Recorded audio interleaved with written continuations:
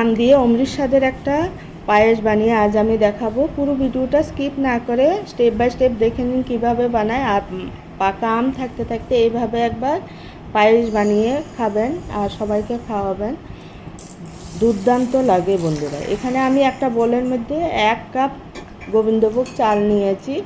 চালটাকে একবার করে কষলিয়ে ধুয়ে জলটা ফেলে দেবো, তারপরে 1 চামচ ঘি মাখিয়ে কিছুক্ষণ রেখে দেবো। 4টে পাকা আম নিয়েছি, আমগুলোকে ভালো করে ধুয়ে পরিষ্কার করে নিয়েছি। এবারে আমগুলোকে ফালি করে কেটে নেব।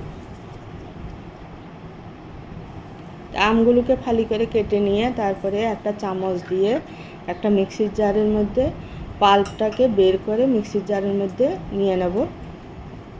আমের আটিতে যে পাল্পটা আছে সেটাকেও চিপে নিয়ে নেব। নিয়ে এবারে এটাকে একটা স্মুথ পেস্ট করে নেব।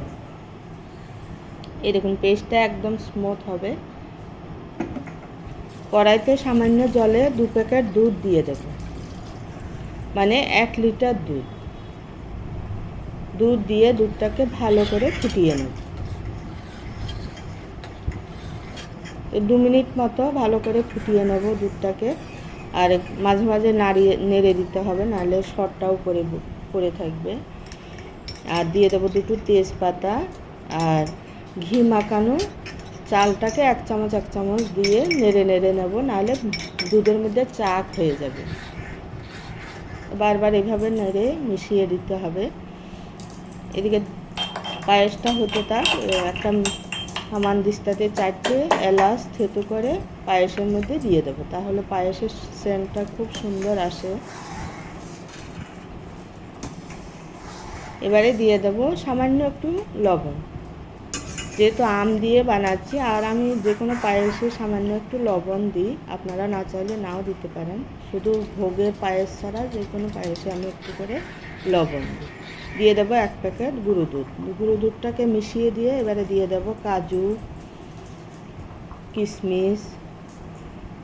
আর কিশমিশ দিয়ে যে কাপের মাপে আমি চাল নিয়েছি সেই কাপের মাপে 1 কাপ চিনি দিয়ে দেবো। চিনি দিয়ে মিশিয়ে নিয়ে এবারে মেন ইনগ্রিডিয়েন্টসটা দিয়ে দেব, যে পেস্ট করা আমের পাল্পটাকে ঢেলে দেব, দিয়ে ভালো করে মিশিয়ে নিতে হবে। কন্টিনিউ নেড়ে ভালো করে মিশিয়ে নিয়ে কিছুক্ষণ ফুটিয়ে নিলে চালটা যখন সিদ্ধ হয়ে যাবে, বাস রেডি হয়ে গেল। এবার সব শেষে অল্প একটু কনডেন্স মিল্ক দেব, এটা আপনারা না চাইলে নাও দিতে পারেন।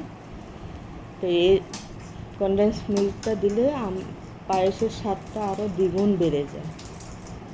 বাস রেডি হয়ে গেল পাকা আমের পায়েস। বাই দ্য ওয়ে বন্ধুরা, ভিডিওটা যদি ভালো লাগে চ্যানেলটাকে অবশ্যই সাবস্ক্রাইব করবেন, লাইক করবেন, কমেন্ট করবেন আর বন্ধুদের সঙ্গে অবশ্যই শেয়ার করবেন। তো এবারে আমি উপর থেকে গার্নিশিংয়ের জন্য কিছু টুকরো করা ড্রাই ফ্রুটস দিয়েছি, আর পাকা আমের টুকরো কিছু দিয়েছি, আর সামান্য একটু কেশর দিয়েছি। এত দুর্দান্ত হয়েছে, কালারটা দেখলে একদম জিভে জল আসবে। চ্যানেলটাকে অবশ্যই সাবস্ক্রাইব করবেন।